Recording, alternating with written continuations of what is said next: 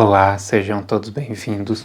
Eu sou o professor Wesley Barbosa e hoje eu vou falar sobre a minha dissertação de mestrado, o processo de elaboração, de escolha de tema, de leituras, referências bibliográficas, a própria escolha do orientador, entre outras questões. Este vídeo que foi sugerido por uma inscrita do canal, a Poliana Leonardelli, que tem também um canal bem bacana sobre conteúdos também na área de letras. Eu vou deixar o link do canal dela aqui na descrição do vídeo. E eu achei relevante falar sobre isso, porque pode servir para nortear a trajetória de alguém, de escolha. E quem está pensando em fazer um mestrado, em seguir aí a carreira acadêmica, um vídeo assim pode ajudar. Eu já tenho aqui no canal um vídeo específico sobre mestrado. Aí eu vou falar sobre o processo de seleção, tudo que envolve o mestrado em si. O vídeo de hoje ele é específico sobre a dissertação. Então o vídeo vai estar bem bacana, eu já convido você a curtir, comentar, se possível compartilhar o vídeo para que outras pessoas tenham acesso. E claro, se você ainda não é inscrito no canal e se os conteúdos aqui trabalhados te interessam, inscreva-se e ative o sininho das notificações para que você seja informado dos futuros vídeos. Então bora lá! Bom, hoje eu tenho o título de mestre em Linguagem e Ensino na área de concentração Literatura e Ensino.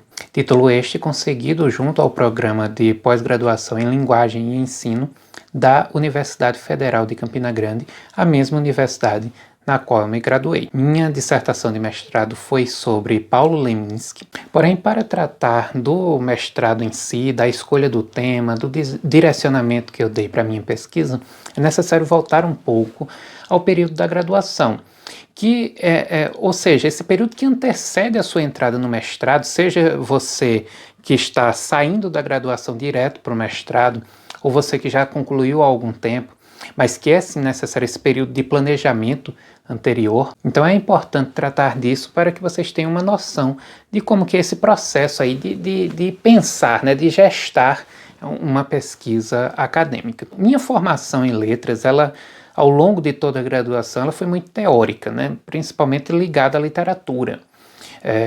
As disciplinas e os próprios professores que eu peguei ao longo da trajetória deram esse direcionamento muito teórico, que é muito importante, claro, fundamental, auxiliou muito na minha formação, mas não era uma formação que ajudava a levar esse conhecimento para o trabalho de sala de aula. Bom, aí essa situação começou a mudar um pouco mais ali no último período do curso de letras, em que eu fui pagar uma disciplina de prática, prática do ensino de língua portuguesa e literatura, e foi nessa disciplina em que eu voltei a entrar em contato com um professor que eu só tinha tido uma única experiência ao longo da graduação, que foi o professor Helder Pinheiro, cuja formação e a atuação é toda voltada para o ensino de literatura. Então, dentro dessa disciplina, eu fui entrando em contato com textos, com discussões que me fizeram ver a literatura de uma outra forma, não apenas do ponto de vista teórico, mas do ponto de vista prático, do ponto de vista pedagógico. Bom, isso também foi se relacionando com o fato de eu estar terminando a graduação e ter interesse já em pesquisar sobre o mestrado.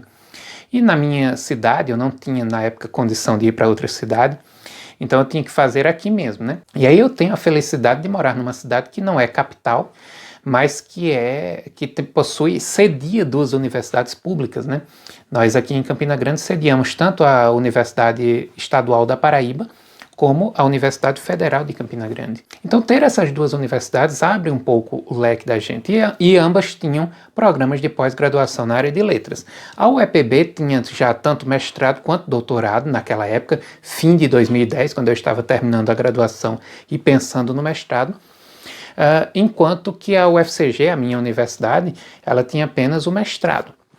E aí eu fui pesquisando o direcionamento de cada uma dessas universidades e por aquilo que eu fui vivenciando com o professor Helder naquela disciplina, o contato com ele ficando mais intenso e as discussões ficando mais intensas também, e aí esse contato me abriu os olhos para o ensino de literatura e me fez ter interesse em ingressar na minha própria universidade, já agora no programa de pós-graduação, que, enfim, como eu já tinha falado, é o programa de pós-graduação em linguagem e ensino. Bom, então esse foi o primeiro passo, escolher a instituição.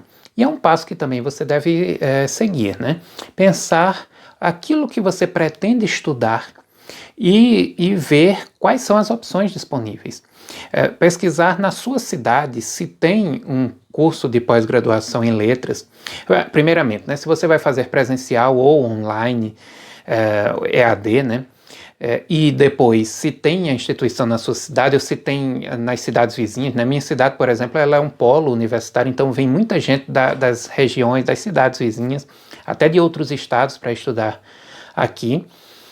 Então, você pesquisa isso aí, quais são as opções, e dentro das opções que existem, qual aquela que você tem mais interesse em estudar. O segundo passo é entender como é o processo de seleção. E aí eu fui conversando com os professores, inclusive com o professor Helder Pinheiro.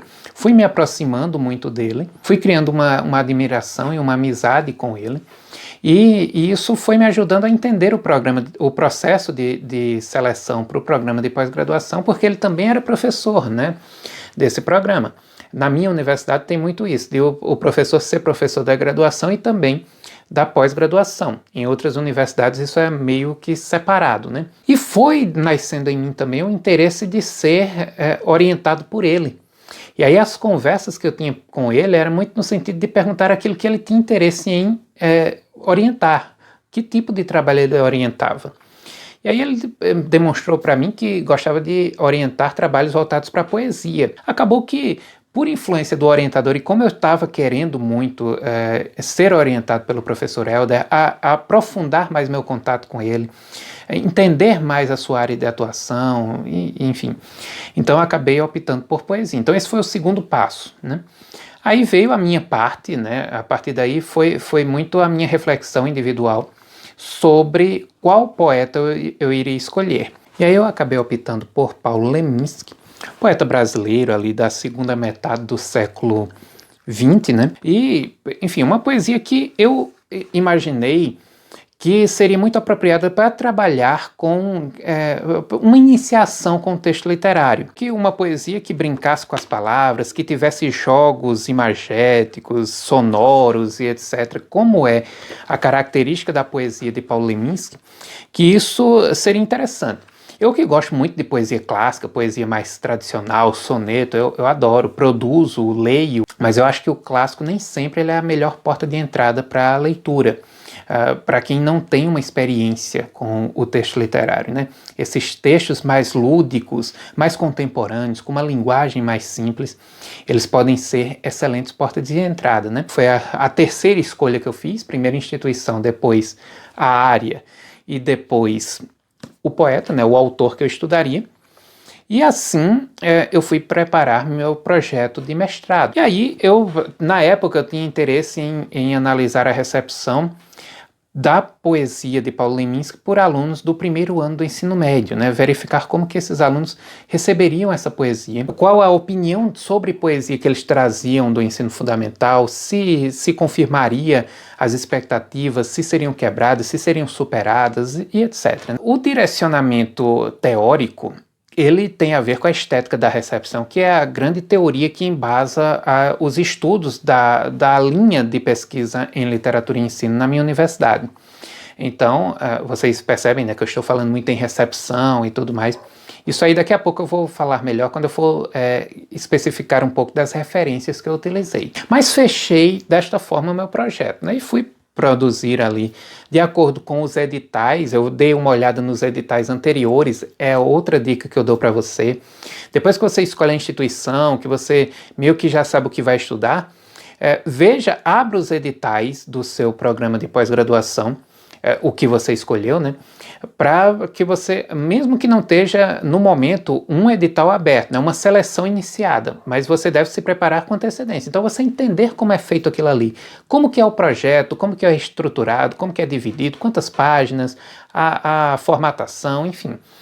E eu fui fazer isso, né, e fui começando a elaborar o meu projeto. Uma coisa interessante para você fazer, quando você não tem já um orientador em mente, como eu tinha, né, já trouxe isso da graduação, do fim da graduação, né?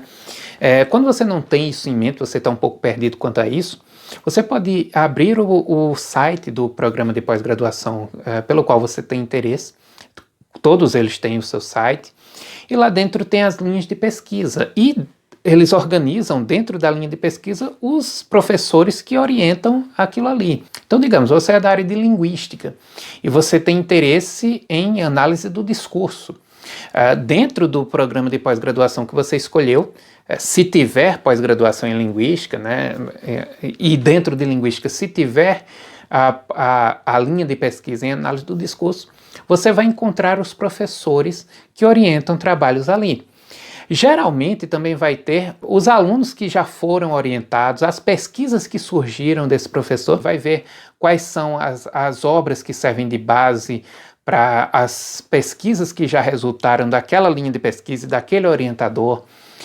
Você vai ver os direcionamentos que os alunos dão, que os pesquisadores, né, que se formaram ali dão para nas suas pesquisas e tal. Isso tudo vai ajudando você a entender aquilo ali. Assim que eu ingressei no mestrado e fui conversando com o professor Helder, ele chegou para mim e perguntou: Wesley, eu estava com uma ideia aqui. Nosso programa de pós-graduação não tem nada sobre nenhum trabalho relativo à graduação, estudante de graduação. Tem muito estudante do ensino fundamental, do ensino médio, mas nada sobre graduação. Então, por que você não muda o foco? Por que você não muda o público com o qual você vai trabalhar? Eu tinha muito interesse de fazer uma pesquisa assim. Bom, eu obviamente aceitei, achei bem interessante. E aí o que a gente foi analisar foi a recepção dos poemas de Paulo Leminski por alunos não do ensino médio, como eu tinha a ideia inicial, mas sim do curso de graduação. Ver a ideia de poesia que os alunos trazem do ensino médio, né? Se é uma ideia positiva, uma ideia negativa, isso varia muito de acordo com o histórico de estudos que esse aluno teve, né? As experiências que ele teve ao longo da sua educação básica. Verificar como que se dá um primeiro contato da poesia de Paulo Leminski, com a poesia de Paulo Leminski, né? E mais na frente, verificar como que, ali já ao fim da disciplina, fazer um questionário. A gente aplicou um questionário no começo da disciplina e outro no fim. Pedimos para eles analisarem alguns poemas. Facilitou muito o fato de que o professor Helder Pinheiro, ele foi meu orientador no mestrado e ele era professor da disciplina de teoria do texto poético. Tudo isso casou, disciplina esta que é dada no primeiro período do curso de letras. Então tudo isso casou e deu para a gente fazer uma pesquisa bem bacana. E aí, como toda pesquisa desse tipo, né, que não tem apenas o seu lado teórico, mas também o seu lado prático, o seu lado de observação de uma determinada realidade, nós colhemos dados e esses dados foram analisados depois na dissertação em si. Com relação à escolha das leituras, né? Bom, existem algumas obras que são meio que gerais dentro de uma linha de pesquisa. Aquele orientador, ele indica para a maioria dos seus orientandos, né? Então vai ser uma obra que vai ser uma referência meio que comum em todos aqueles que concluíram trabalhos naquela área. Você vai entrar num mestrado em literatura espanhola, né? Em estudo de literatura espanhola. E aí você vai ver que tem uma linha de pesquisa lá no século de ouro, né, da literatura espanhola, e uma determinada obra base extremamente importante para a compreensão desse período, ela é utilizada como fonte de pesquisa por todos que concluem o seu mestrado ali naquele programa. Do mesmo jeito isso acontece no meu programa de pós-graduação, né? Então, a estética da recepção, ela é a grande teoria que embasa os procedimentos de abordagem, né, do público e de análise de dados dentro do meu programa de pós-graduação. No caso, uma obra que é muito utilizada como referência é essa aqui, A Literatura e o Leitor, Textos de Estética da Recepção, organizado por Luiz Costa Lima, que é uma abordagem da literatura visando ao leitor, né?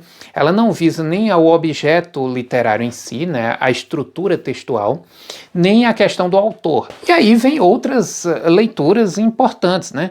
Por exemplo, como eu fui para a área de poesia, Nós acabamos utilizando aqui também o Poesia na Sala de Aula, que é uma obra do próprio orientador, né, do professor Helder Pinheiro, que é uma referência no ensino de poesia no nosso país, né? Livros de Teresa Colomer, né, como por exemplo Andar Entre Livros, a leitura literária na escola, em que, lógico, embora nós nos dedicássemos com mais ênfase à recepção de alunos da graduação, mas aquilo que eles entendiam por literatura e o modo como eles receberam os poemas, esses poemas lúdicos, esses poemas tão inovadores e tão inusitados de Paulo Leminski, diz muito da sua trajetória de estudos.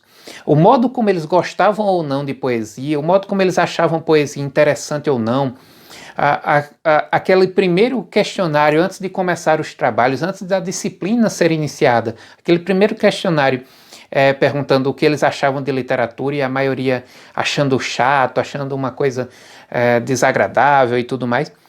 Isso fala muito sobre a leitura no período escolar. Vários alunos saíram daquela primeira disciplina de contato com o texto poético com uma opinião bem diferente daquela que tinha entrado.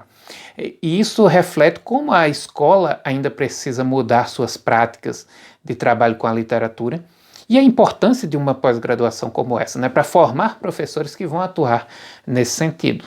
É claro, né, eu como pesquisador, eu tive que levar a minha interpretação própria dos poemas, da obra de Paulo Leminski, até para confrontar, no bom sentido, claro, a minha visão de estudioso com a visão dos alunos que estavam tendo esse primeiro contato, né? E então a gente faz também um primeiro momento mais teórico de apresentação da estética da recepção, de apresentação das teorias sobre leitura e sobre ensino de literatura, um momento sobre o autor em si, né, uma análise da poesia dele, verificando alguns temas centrais, algumas abordagens, algumas questões de estilo específicas do autor. E aí o terceiro momento é a descrição da experiência mesmo, né? A metodologia utilizada, a descrição do questionário, os dados colhidos como foram, a análise desses dados, que foi tanto por meio de questionário como também por meio de produções dos alunos, né? Análises de poemas e etc. E para a parte de estudo da poesia de Paulo Leminski, eu utilizei alguns livros, né? Aqui, por exemplo, eu trago A Linha que Nunca Termina, Pensando Paulo Leminski, que é organizado por André Dick e Fabiano Calisto, um livro bem bacana, porque aqui nós temos vários artigos de diferentes pesquisadores sobre diferentes facetas de Paulo Leminski. Paulo Leminski compositor, Paulo Leminski publicitário, Paulo Leminski poeta. Bem interessante este livro. Outro livro aqui bacana também é O Aço em Flor, a poesia de Paulo Leminski, de Fabrício Marques, aqui específico sobre a poesia de Leminski, né? Mas tem muito estudo bacana aqui, inclusive aqueles poemas que dialogam, né, com a tradição oriental, que Leminski tem muito isso na poesia dele. E aqui também o A Pau, a Pedra, a Fogo, a Pique, que pega aqui uma brincadeira com um título, com versos de um poema de Leminski, né? 10 estudos sobre a obra de Paulo Leminski, é o subtítulo, organizado por Marcelo Sandman, em que também nós vamos ter aqui autores diferentes estudando diferentes facetas de Leminski. Essa aqui foi a bibliografia básica sobre Paulo Leminski, mas teve também alguns artigos, algumas teses, dissertações. Eu verifiquei que não tinha muita coisa, né, diferente de outros autores, outros poetas, mas isso foi bom também, né, porque minha pesquisa acabou tendo um certo grau de ineditismo, mas é muito comum também, tá, gente? Você utiliza muito artigo, não só livros. Então essa foi a questão da escolha da bibliografia. Teve o meu lado particular, né, que eu fui atrás, e aí o aluno de pós-graduação ele tem que ser muito autônomo, né? E eu fui muito autônomo. Então, quando você sabe ser autônomo, você vai em busca. Então, a maioria das referências sobre o autor, eu mesmo fui atrás. Outras coisas o próprio orientador me deu. Mas também a parte de referência sobre a estética da recepção foi toda orientada por ele, né? Ou seja, indicada por ele. Muitos livros ele me emprestou, outros eu comprei. Então, tem algumas coisas que eu não tenho aqui até hoje, inclusive livros esgotados, mas que por meio dele eu tive acesso. Muita coisa você entra em contato no próprio processo de seleção, porque você vai fazer a seleção. Quem quiser entender melhor vai ver o meu vídeo sobre mestrado, em que eu falo melhor sobre isso, mas você faz uma prova escrita, e para essa prova são indicadas leituras, e você meio que entende o que deve começar a entrar em contato em termos de bibliografia, já quando você está se preparando para o mestrado, né? Porque você entende que determinadas obras são básicas para aquele programa. Bom, com relação à relação com o orientador, a melhor possível, né, gente? Eu sei que tem alguns casos de conflitos, né, que gera aí uma certa incompreensão dos lados e tudo. Eu já ouvi algumas histórias desse tipo, mas no meu caso, assim, a maioria das pessoas que eu conheço, a relação é muito boa. O meu orientador, enfim, virou uma relação mesmo de amizade, né? Quando agora estamos mais afastados devido à pandemia, mas eu sempre o encontrava, eu continuei, depois que terminei o mestrado, eu continuei sempre indo à universidade para estudar por lá e tal. Eu encontrava ele lá no café, às vezes tomava um café com ele, conversava algum tempo. É uma relação incrível. O professor Helder em si, quem conhece sabe que é uma pessoa extremamente humilde, uma pessoa extremamente simpática, prestativa, que você pode chegar para ele para tirar uma dúvida. Antes de conhecê-lo melhor ali ao longo da graduação, eu me lembro que sempre que eu precisava, encontrava ele no corredor, precisava de uma dica, uma coisa, ele parava. Se não pudesse, estivesse atrasado para uma aula, ele pedia para eu entrar em contato depois. Então, um grande orientador, tá? Me ajudou muito, né, com dicas de leitura, com aconselhamentos para o desenvolvimento da pesquisa. Embora eu tivesse esse caráter mais autônomo também, mas teve muita participação dele na pesquisa, nas leituras que eu fiz, no encaminhamento da análise dos dados e principalmente para a vida, né, para o meu trabalho depois em sala de aula.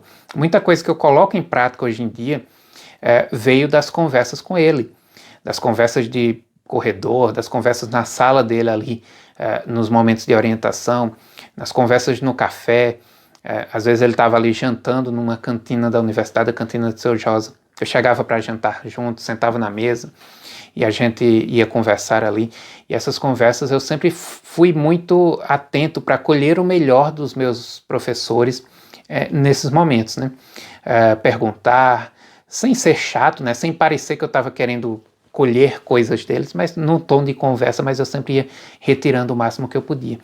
Então, uma experiência riquíssima e uma relação perfeita, tá, com o orientador. Eu não sei se será meu orientador no futuro, no doutorado. Eu estou bem à vontade quanto a isso, estou curtindo meu momento de paixão e de identificação com a educação básica, mas pretendo fazer o doutorado no futuro. Mas eu tenho vontade também de partir para a área de romance, né, estudar uma coisa diferente. Mas se cair de voltar a ser poesia e consequentemente o professor Helder também, será um prazer, né? Com certeza a experiência tenderá a ser ainda mais rica. A questão da defesa também foi tranquila, né? Lógico, é aquela questão da expectativa, né? Você vai ser avaliado. Então, eu acho que ninguém fica totalmente tranquilo numa situação como essa, né? Mas quando você sabe o que você produziu, quando você sabe a qualidade da sua pesquisa, quando você e seu orientador se alinharam de tal forma, você só espera a aprovação, né? Vai ficar ali na expectativa pela nota em si. Então, o conselho que eu dou com relação a essa parte de defesa é, obviamente, ir seguindo as dicas do seu orientador, ouvir seu orientador, aproveitar esses momentos tanto quanto eu aproveitei. O momento de qualificação é muito importante porque as arguidoras vão mostrar o que elas gostariam de ver no seu texto e, consequentemente, você também vai modificar algumas coisas juntamente com o seu orientador para encaixar naquilo ali. E a defesa em si acaba sendo aquele momento de sacramentar toda essa produção, né? Esse processo de produção que você desenvolveu ao longo dos 2 anos de mestrado. Por fim, uma dica que eu quero deixar é com relação a você levar em conta as suas afinidades, tá?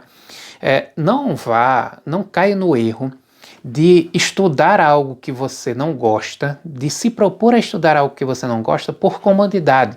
Por exemplo, na sua cidade tem um único programa de pós-graduação. É numa área com a qual você não tem identificação alguma.